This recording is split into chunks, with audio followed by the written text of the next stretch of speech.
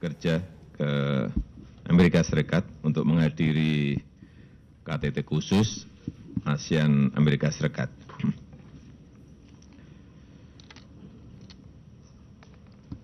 Dari keseluruhan kunjungan tersebut, saya ingin menyampaikan beberapa hal. Yang pertama, dari awal kita ingin pastikan bahwa hasil dari KTT ini harus bermanfaat bagi perdamaian dan kesejahteraan baik untuk Indonesia, untuk ASEAN, dan untuk dunia. Yang kedua, kita juga menekankan pentingnya keberpihakan kita terhadap usaha mikro, usaha kecil, usaha menengah di era keterbukaan ekonomi dan inovasi teknologi digital. Hal ini tidak saja saya sampaikan dalam KTT, namun juga kita tindak lanjuti dalam kunjungan saya dan rombongan ke Silicon Valley. Dalam pembicaraan saya dengan Facebook, Google, Plug and Play, mereka telah memberikan komitmen untuk kerjasama dalam pengembangan ekonomi digital di Indonesia.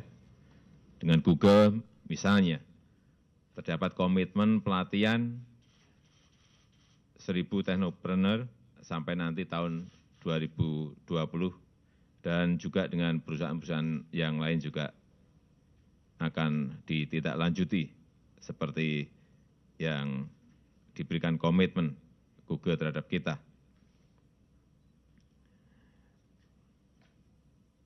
Yang ketiga, pesan perdamaian juga telah kita tekankan dalam KTT tersebut ketika saya menjadi pembicara pertama dalam pembahasan isu counter terorisme.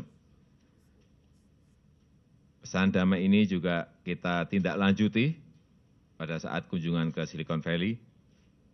Kita mengajak industri sosial media untuk bergabung dengan kita dalam menyebarkan narasi nilai-nilai toleransi, nilai-nilai moderasi, dan nilai-nilai perdamaian. Saya juga sangat senang bahwa mereka sangat antusias untuk membantu inisiatif kita yang kita namakan Empowering Leaders of Peace. Demikian yang bisa saya sampaikan. Terima kasih. Assalamualaikum warahmatullahi wabarakatuh.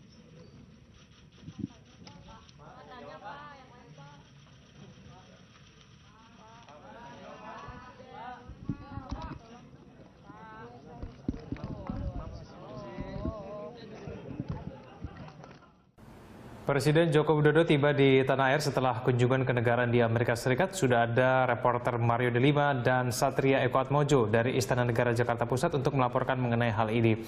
Mario, apa saja yang kemudian disampaikan Presiden setibanya kembali dari Amerika Serikat? Egan, ada 3 hal yang tadi Presiden ucapkan pada saat press conference di Bandara Halim Internasional. Salah 3 diantaranya adalah yang pertama, Presiden menitik beratkan bahwa dari awal Presiden hadir di sana menginginkan agar hasil dari pertemuan US dengan ASEAN Summit tersebut mempunyai hasil yang berdampak, khususnya untuk bidang keamanan, perdamaian, dan juga kesejahteraan. Dalam hal ini adalah ekonomi. Tapi tadi Presiden tidak menjelaskan secara rinci apa saja yang sudah menjadi kesepakatan di sana. Tapi Presiden di sana tadi menitik beratkan pada agar pertemuan tersebut memiliki hasil yang berdampak langsung.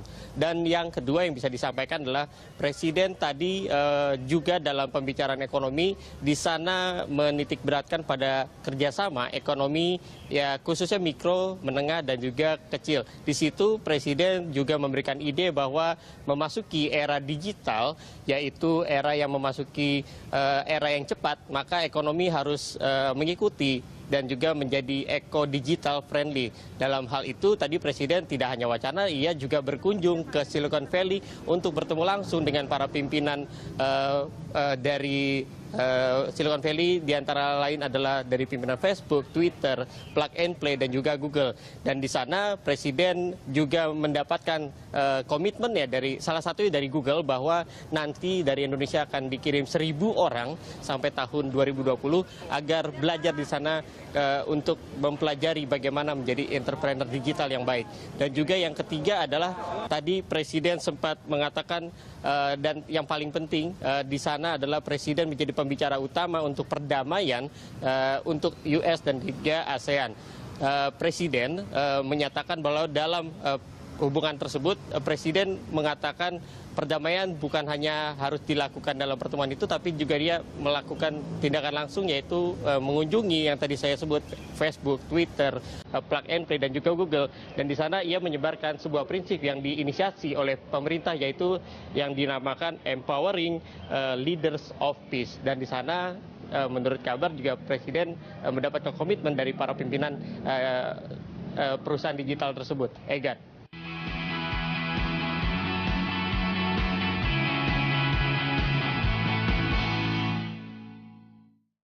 Keluar dari kelesuan ekonomi.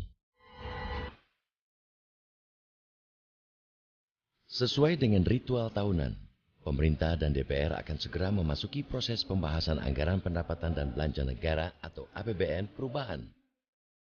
Di era pemerintahan Presiden Susilo Bambang Yudhoyono, Undang-Undang APBNP biasanya baru disahkan DPR pada Juni di tahun berjalan. Di bawah kepemimpinan Presiden Joko Widodo, pemerintah memajukan jadwal pembahasan sebagai upaya mempercepat realisasi anggaran. Tahun lalu, APBNP disahkan pada Februari. Tenggat serupa hampir pasti tidak bisa dipenuhi tahun ini. Pemerintah berharap perhitungan APBNP 2016 memasukkan proyeksi tambahan penerimaan pajak dari implementasi Undang-Undang Pengampunan Pajak. Menurut mantan Dirjen Pajak Sigit Priadi Primadito, sedikitnya 60 triliun rupiah akan mengalir ke APBN tahun ini. Tambahan penerimaan itu sangat penting untuk mengkompensasi turunnya ekspor migas. Dengan rencana perubahan asumsi harga minyak dari $50 di APBN 2016 menjadi $30-40, pundi-pundi penerimaan negara bakal menyusut hingga 90 triliun rupiah. DPR menjanjikan Undang-Undang Pengampunan Pajak dapat rampung bulan depan. Namun, dinamika perpolitikan di tubuh DPR yang penuh kegaduhan sepanjang tahun lalu menyandera nasib undang-undang itu. Bukan tidak mungkin pembahasan akan molor dengan tarik-menarik kepentingan di belakangnya. Pemerintah mau tidak mau harus siap dengan rencana cadangan agar utang tidak membengkak demi menambal defisit. Jalan yang bisa ditempuh ialah memangkas belanja. Di situ pun pemerintah harus ekstra hati-hati memilah pos-pos belanja yang dapat dihemat. Jangan sampai belanja-belanja yang berpengaruh langsung ke pembangunan infrastruktur dan sektor real ikut terpangkas. Ketika perekonomian masih lesu, proyek-proyek pemerintah di berbagai daerah sangat diharapkan untuk menjadi motor penciptaan lapangan kerja. Dengan proyek-proyek itu pula, optimisme untuk mencapai target pertumbuhan ekonomi 5,3% tahun ini bisa tetap terjaga. Lagi-lagi, pemerintah masih harus membuktikan janji untuk tidak lagi menumpuk penyerapan anggaran di akhir tahun. Tender-tender infrastruktur yang dapat digelar awal tahun ini menumbuhkan harapan publik. Tinggal realisasinya saja. Gerak roda perekonomian juga mendapatkan energi baru dari kebijakan Bank Indonesia. Sudah 2 kali berturut-turut, BI menurunkan suku bunga acuan BI rate yang kini bertengger di posisi 7%. Bank-bank diharapkan segera mengikutinya dengan menurunkan suku bunga kredit. Di sisi masyarakat, menurunnya suku bunga kredit akan mengurangi cicilan pinjaman bank yang kerap menjadi bagian pengeluaran rumah tangga. Daya beli masyarakat bakal meningkat dan menggairahkan permintaan terhadap produk sektor usaha. Seiring dengan itu, peningkatan permintaan akan mendorong pengusaha berekspansi. Langkah mereka lebih mudah dengan semakin murahnya pinjaman bank yang ditandai suku bunga lebih rendah. Kerja keras yang saling mendukung antara parlemen, pemerintah, dan bank sentral menjadi kunci untuk melepaskan Indonesia dari gungkungan kelesuan ekonomi. Saatnya kita melangkah lebih maju.